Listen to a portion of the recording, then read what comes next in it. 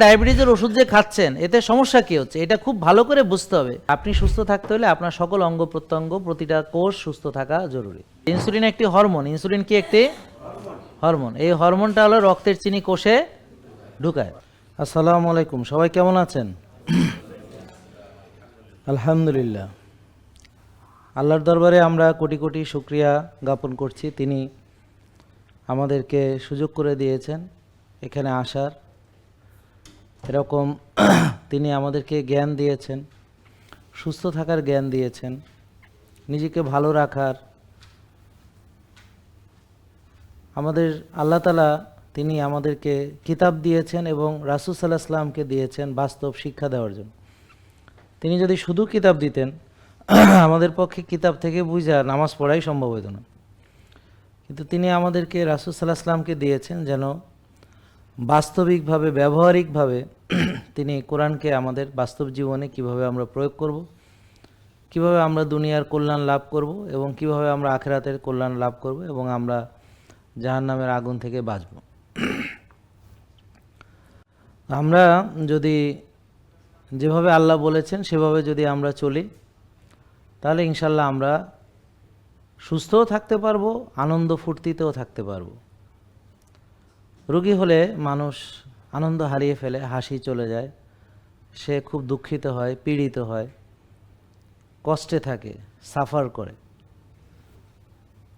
আর যে সুস্থ তার অনেক আনন্দ, শরীর ভালো, শুইলে ঘুম আসে, খাবার খেতে পারে, একটা কাজ সুন্দরভাবে সম্পন্ন করতে পারে, অলসতা কাজ করে না, মসজিদে যেতে পারে, নামাজ পড়তে পারে, সেজদা দিতে পারে, দৌড় দিয়ে কাজ করতে পারে। আমরা যদি শক্তি না থাকে আমাদের, তাহলে আমরা সাফার করব। আমাদের যদি খাইলে হজম না হয় তাহলে আমরা সাফার করি। আমাদের যদি সর্বাঙ্গে ব্যথা থাকে আমরা সাফার করি। আমাদের যদি ঘুম না হয় আমরা সাফার করি। আমাদের যদি মন খারাপ থাকে, মনে বাজে চিন্তা আসে, আমরা সাফার করি। যখন কেউ বলে যে তোমার ডায়াবেটিস, হায় হায় আমার ডায়াবেটিস হয়েছে, আবার যদি বলে যে কোনোদিন ভালো হবে না, তো আরও হতাশাজনক। বলো যে তোমার প্রেশার, উচ্চ রক্তচাপ, হ্যাঁ আমার উচ্চ রক্তচাপ হয়েছে। এখন যদি সে উচ্চ রক্তচাপ বলে যে কোনোদিন ভালো হবে না, সারা জীবন ওষুধ খেলেও ভালো হবে না, তখন সেটা আরও ভয়ঙ্কর। ডায়াবেটিস কাদের হয়? যারা অনিয়ম করে। যারা কি অনিয়ম বলেন? খাবারের অনিয়ম বলেন।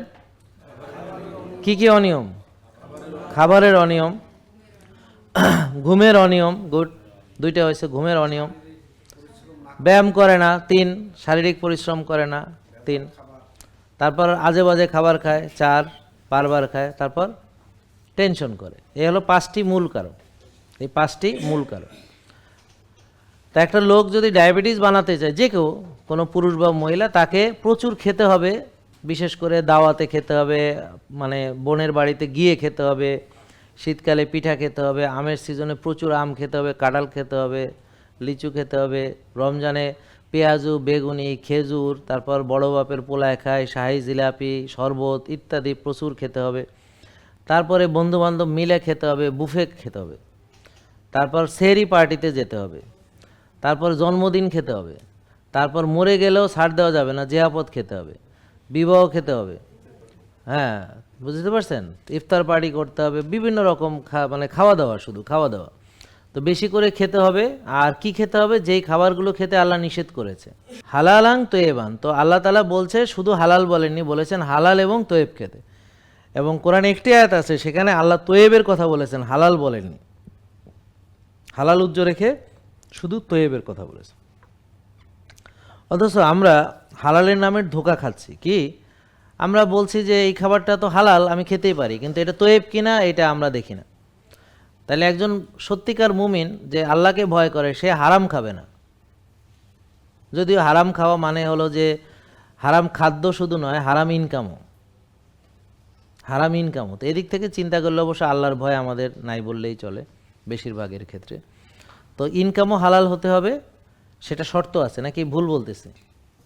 আপনি হারাম ইনকামে হালাল খাবার কিনে খেলে কি সেটা হালাল হবে?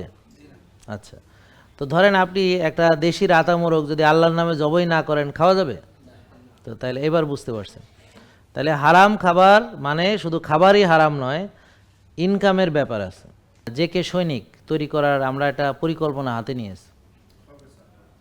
সেইখানে আমরা ছোট বাচ্চাদেরকে একদম এই যে ছোট ছোট এদেরকে রাসূল সাল্লাল্লাহু আলাইহি ওয়াসাল্লামের যেভাবে শিক্ষা ব্যবস্থা সেভাবে আমরা প্রফেটিক যে ব্যবস্থা সেইভাবে আমরা মাদ্রাসা দিব। সেখান থেকে ছোটোবেলা থেকে তাদেরকে গড়ে তোলা হবে যে ওখানে পরীক্ষা থাকবে না, কোনো পারফরমেন্সের উপরে তার রেজাল্ট আসবে। সে নামাজ পড়েছে কিনা, আমল ঠিক আছে কিনা, সত্যবাদিতা, হ্যাঁ, তার এইসব আমলের উপরে তার মার্কিং হবে। প্রতিদিনের আমল এখানে সিসি ক্যামেরায় সব রেকর্ড হবে এবং তার আমলের উপরে তার মার্কিং হবে। সে তাহাজ্জুদ পড়ছে কিনা, হ্যাঁ, সে কতক্ষণ কোরআন তেলাওয়াত করতেছে। তারপরে টিচাররা তাকে শেখাবেন এবং প্র্যাকটিক্যালি অ্যাপ্লাই করবেন। সেটা সে প্র্যাকটিক্যালি শিখে অ্যাপ্লাই করবে, শিখবে অ্যাপ্লাই করবে। সে মুখস্থ রাখার কিছু নেই, শিখবে অ্যাপ্লাই করবে। এবার বুঝতে পারছেন? এর ছাড়া তারপর আস্তে আস্তে তাকে বিষয়ভিত্তিক যে জ্ঞান দরকার, যে ডাক্তারি লাইনে যাবে, তাকে ছোটোবেলা থেকে ওই ধরনের সাবজেক্টে গড়ে তোলা। তার জন্যে ইংরেজি লাগবে, তার জন্য বায়োলজি লাগবে, তার জন্যে অঙ্ক লাগবে, বায়োস্ট্যাটিস্টিক্সের জন্য লাগবে, তার কেমিস্ট্রি লাগবে ইত্যাদি। তাকে ওইভাবে করে, যারা ইঞ্জিনিয়ারিং লাইনে যাবে তাদের ছোটোবেলা থেকে ওই লাইনে তাদেরকে গড়ে তোলা হবে। তো এইভাবে ছোটোবেলা থেকে তাদেরকে, যারা আলেম লাইনে যাবে তাদেরকে ছোটোবেলা থেকে বিজ্ঞান, তারপরে ইসলাম, কোরআন হাদিস, তারপর হচ্ছে সায়েন্সের নলেজ, এআই এর নলেজ, তারপর হচ্ছে আইটির নলেজ, সব কিছু তাদেরকে ছোটোবেলা থেকেই ওভাবে আইটি সেকশনে মানে ইনফরমেশন টেকনোলজির একদম পিচ্চিকাল থেকে দেওয়া হবে তাদেরকে, তারা যেন যে কোনো জিনিস খুঁজে বাইর করতে পারে সত্যটা। ওরা সবাই এআই ব্যবহার করবে একদম ছোটোবেলা থেকে। ওরা যে কোনো জিনিস বললে এটা বাইর করে দাও, তো এই সম্পর্কে সকল তথ্য বাইর করে দেবে। অথেন্টিক কিনা আমাকে দেখাও, ওরা দেখাবে, সেটা দেখাতে পারবে। মানে সবাইকে স্মার্ট হইতে হবে। শুধু তারা আরবিতে কথা বলবে, তারা ইংরেজিতে কথা বলবে, তারা বাংলাতে তো কথা বলবেই, হ্যাঁ, 3টা ভাষা তাদের দখলে থাকবে। তো এইভাবে এবং সব কিছু আমরা আমাদের একটা ইসের ভিতরে করব এবং ওখানে যত বাচ্চা আছে যাদের আর্থিক মানে নেই, তো আমাদের ওদেরকে পড়াশোনা, চাকরি বাকরি প্রতিষ্ঠিত করা পর্যন্ত আমাদের দায়িত্ব। মানে সে এতিমখানা, এটা ওইরকম হবে না। মানে যে বাচ্চার সহযোগিতা দরকার তাকে, তার পরিবারকে পর্যন্ত, তাদের পরিবারকে এস্টাবলিশ করা, পরিবারের ইনকাম বাড়ানো। কারণ যে বাচ্চা এদিকে মজায় থাকবে, সে এত সুন্দর পরিবেশে থাকবে, ওর বাবা মা খেতে পায় না, তা তো হবে না। তো বাবা মাকে তার কর্মসংস্থানের ব্যবস্থা করা।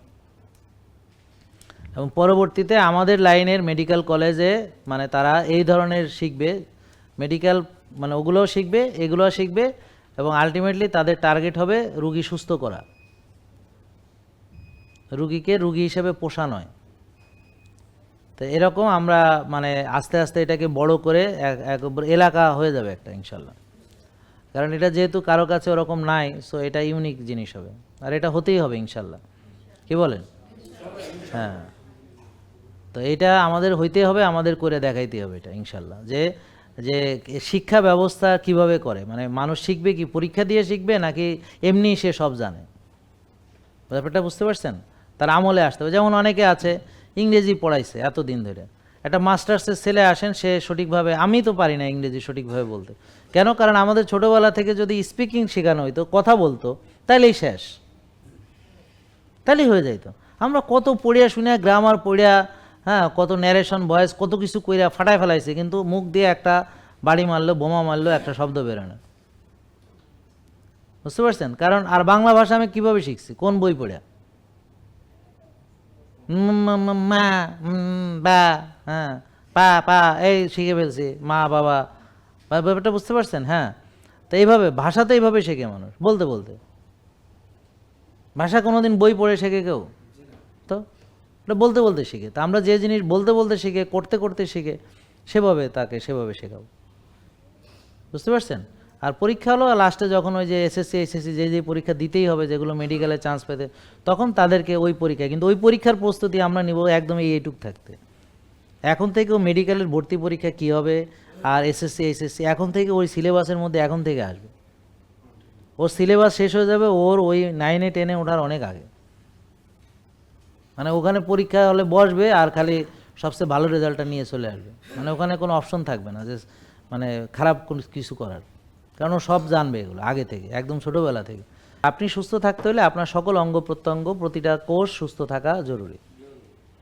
ব্যাপারটা বুঝতে পারছেন? এটা ছাড়া হবে না। তা আমরা রুগী হচ্ছি মানে কোনো না কোনো জায়গায় হয়তো সাপ্লাই যাচ্ছে না, কোথাও হয়তো এনার্জি পৌঁছাচ্ছে না, কোথাও হয়তো নিউট্রিশন পৌঁছাচ্ছে না।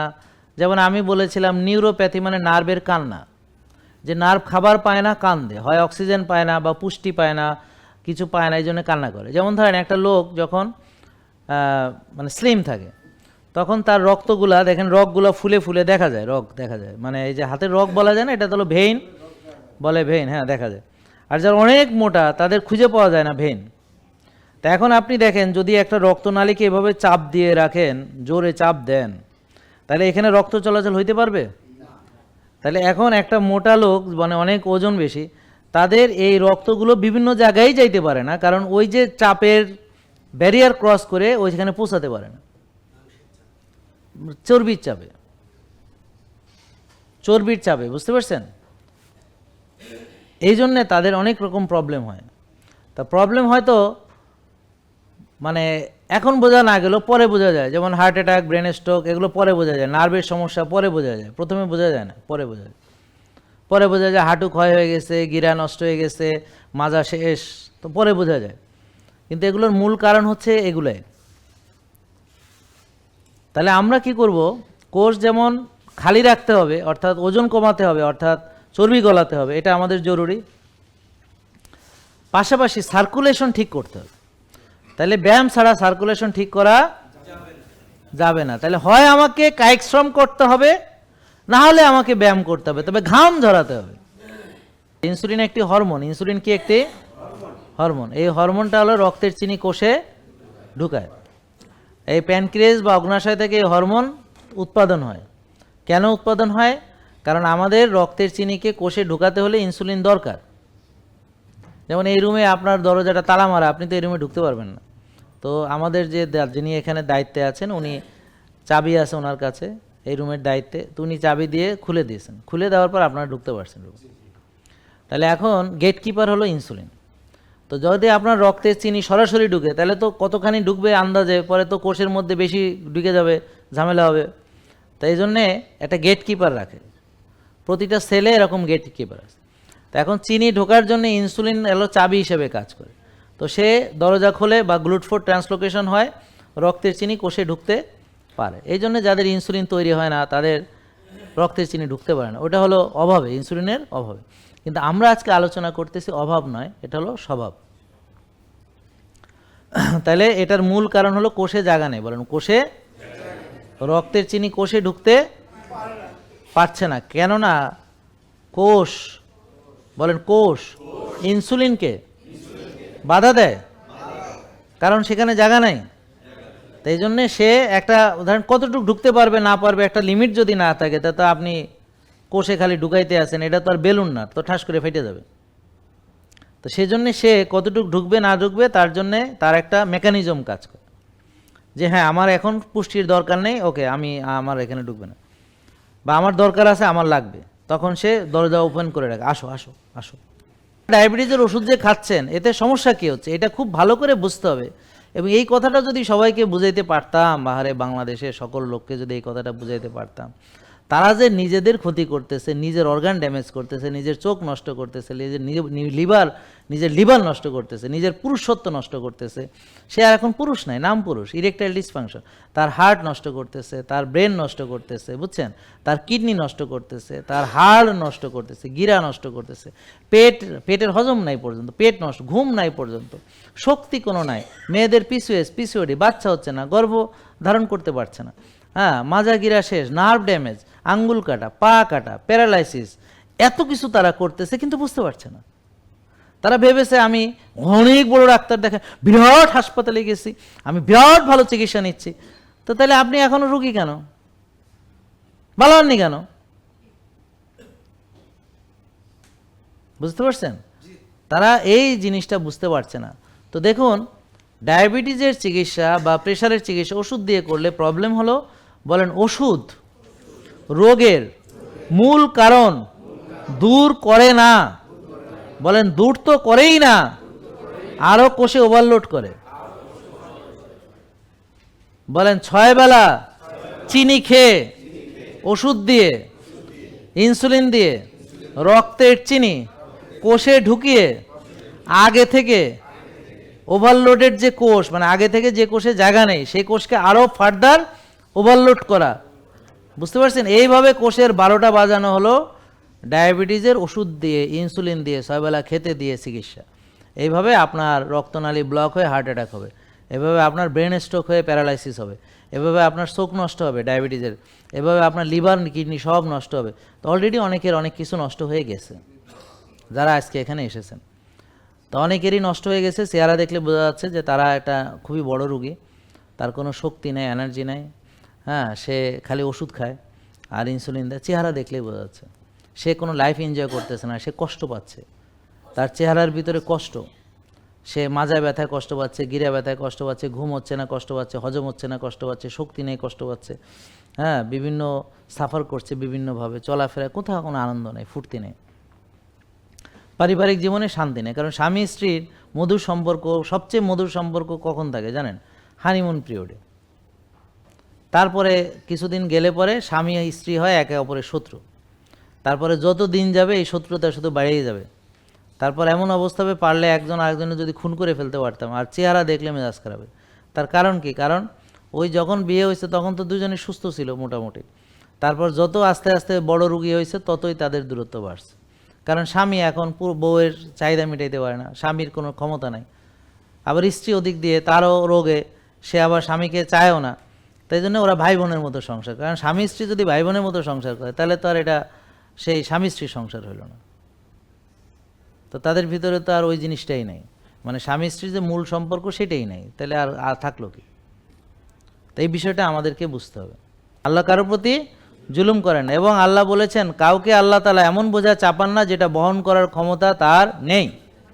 তাহলে অবশ্যই প্রতিটা মানুষের পরিমিত পরিমাণ হালাল তৈব খাওয়ার অবশ্যই সুযোগ আছে, এবং প্রতিটা মানুষই কোরআন হাদিস মানার যথেষ্ট সুযোগ তার আছে।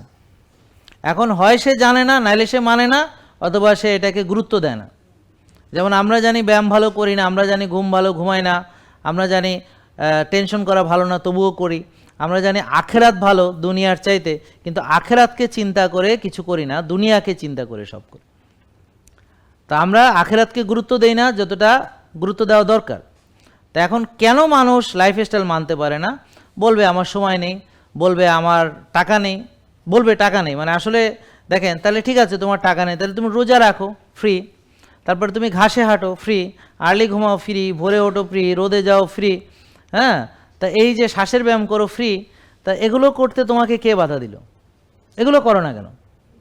তারপর তুমি ওই যে সয়াবিন তেল খাও তাতে টাকা লাগে না, তুমি যে 6 বেলা খাও তাতে টাকা লাগে না, তুমি যে সকালে রুটি খাও তাতে টাকা লাগে না, আবার ডাল খাও, আবার ডিম খাও, আবার দুধ চা খাও, আবার একটু পরে আবার নাস্তা করো তাতে টাকা লাগে না, আবার দুপুরে খাও ভাত ডাল মাছ মাংস তাতে টাকা লাগে না, আবার বিকেলে খাও তাতে টাকা লাগে না, আবার রাত্রে খাও তাতে টাকা লাগে না, ঘুমানোর আগে খাও। তুমি এত খাইতে পারো, এখন এসে তুমি গরিব হয়ে গেলা? আরে গরিব, হ্যাঁ, তুমি 5,000 টাকার গিফট নিয়ে দাওয়াত খেতে যাও, আর ওখানে তো যে দাওয়াতে নিছি 5,000 টাকার গিফট, যদি কম খাই চলে আসি, না খেয়ে আসি, তো লস হয়ে যাবে। হ্যাঁ, তো লস পূরণ করতে সেখানে বুফেতে যাই সমানে খাইতে আসো, হ্যাঁ, যে 2200 টাকা দিয়ে ঢুকছি, যদি 2 পাত খেয়ে বেরোয় তাহলে তো পুরো টাকাটা লস হবে। হ্যাঁ, এগুলো আমরা বুঝি যে এখানে ঠকা যাবে না। হ্যাঁ, বা দাওয়াতে গেছি এখানে যদি অল্প খেয়ে বেরোয় যায় তাহলে তো হলো না, ফ্রি খাবার কেন খাবো না, জম্মের খাওয়া। হ্যাঁ, তো এই জন্যে আমরা এই জিনিসগুলো আমরা বুঝতে পারি না। বুঝতে পারছেন? তাহলে এই কোরআনের আয়াত যদি সত্য হয় যে আল্লাহ কারো প্রতি জুলুম করেন না, অবশ্যই সত্যি। আল্লাহ কারো প্রতি এমন বোঝা চাপান না যেটা বহন করার শক্তি তার নেই, তাহলে এটাও সত্যি। তাইলে আল্লাহর দেওয়া নিয়ম মানা সবার সামর্থ্য আছে। যারা বলে নাই তারা ইবলিসের ধোকায় পড়েছে। বুঝতে পেরেছেন? তাই ইনশাল্লাহ আপনারা বলেন হুমায়ের কত থাকলে ভালো? 1। তাহলে আমরা হুমায়ের 1-এ রাখার চেষ্টা করব। তাহলে বাড়লে কমাবো কিভাবে আমরা শিখলাম। তারপর টিজিএইচডিএল রেশিও বলেন 2, সিআরপি 3, প্রদাহ কমানো এই নিয়মের ভিতরে চলবেন। প্রদাহ কমবে রোজার মাধ্যমে, প্রদাহ কমবে ঘুমের মাধ্যমে, ভালো ঘুম, তারপর ব্যায়ামের মাধ্যমে, স্বাস্থ্যকর খাদ্য খাবারের মাধ্যমে, এরকম আরও অনেক কিছু আছে। আর হচ্ছে ইনসুলিন 4-5, কত? তাহলে যার ইনসুলিন বেশি কমাবে কিভাবে, সেম যেটা এতক্ষণ আলোচনা করলাম। তারপর সুগার কত, 5-6, তাহলে যার সুগার বেশি সেও এইভাবে কমাবে, সুগার কম খাবে, সাময়িকভাবে ভাত রুটি ফল দুধ বন্ধ করে সবজি ডিম মাছ মাংস, রোজা ব্যায়াম ঘুম ইত্যাদি। আর হচ্ছে ভিটামিন ডি 90-100, তো রোদে যেতে হবে, ঠিক আছে ইনশাল্লাহ। তা আমরা পারবো। এবং এখানে যেহেতু এসেছেন আপনারা একজন ডাক্তার পাচ্ছেন ফ্রি, তিনি আপনাকে বুঝাবেন, একজন পুষ্টিবিদ পাচ্ছেন ফ্রি, তিনি আপনাদেরকে বুঝাবেন, একজন জিম ট্রেনার জিম শিখাবেন, সব বুঝিয়ে দিবেন। আপনি শুধু মেনে আবার 1 মাস পরে আসবেন তো ইনশাল্লাহ। কারণ কেন মাসে মাসে আসতে হবে, তা না হলে দেখা গেল আপনি আউট হয়ে যাবেন। আর রেগুলার লাইভ সেশন শুনতে হবে, তা না হলে দেখা গেল আপনি শয়তানের ফাঁদে পড়ে যাবেন। কারণ ও আপনাকে বুঝাবে, ভাত খাইস না এখন খা, একদিন মিষ্টি খেলে কিছু হয় না, একদিন এটা খেলে কিছু হয় না, একদিন দাওয়াত খেলে কিছু হয় না, এভাবে বইলা আস্তে আস্তে ও দেখবেন যে আপনি সব ছেড়ে দিবেন।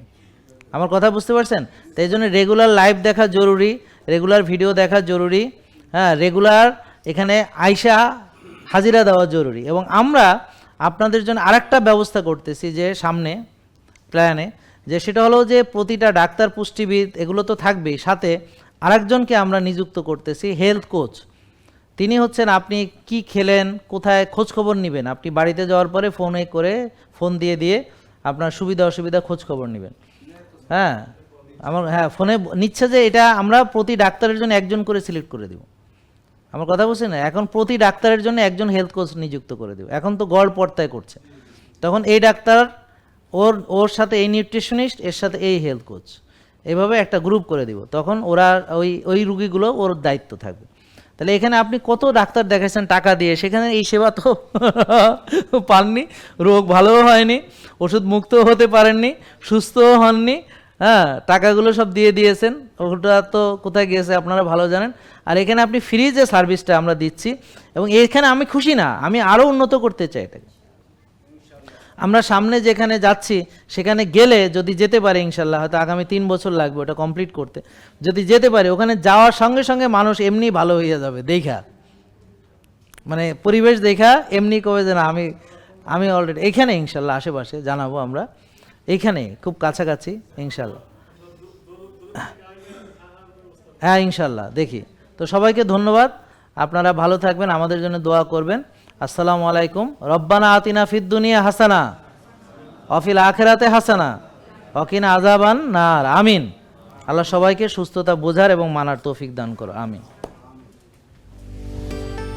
জেকে লাইফস্টাইল, ওষুধ মুক্ত সুস্থ জীবন।